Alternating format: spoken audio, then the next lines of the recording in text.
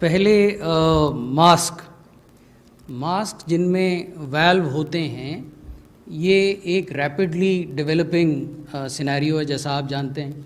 जैसे पहले ये कहा जा रहा था कि जो कोविड का ट्रांसमिशन है वो ड्रॉपलेट आधारित ट्रांसमिशन है।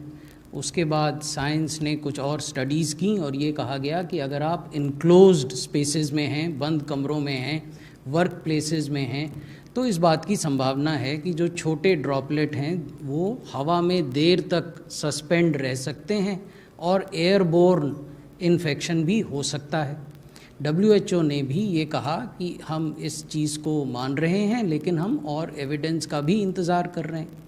तो उसी प्रकार स्वास्थ्य मंत्रालय भी जिस तरह से साइंटिफिक एविडेंस आते हैं उसके आधार पर अपने गाइडलाइंस निर्गत करता है।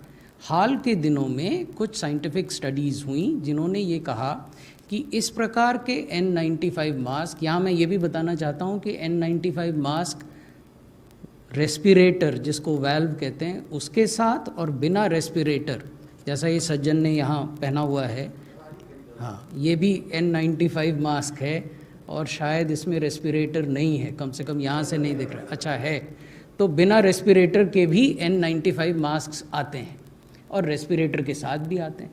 तो जो एविडेंस आ रहा है वो ये कहता है कि जब आप वैल्व वाला मास्क पहनते हैं तो आप स्वयं तो सुरक्षित हैं, लेकिन जो आप एक्सहेल कर रहे हैं, if you are a asymptomatic person, then the propensity of that infecting others is there.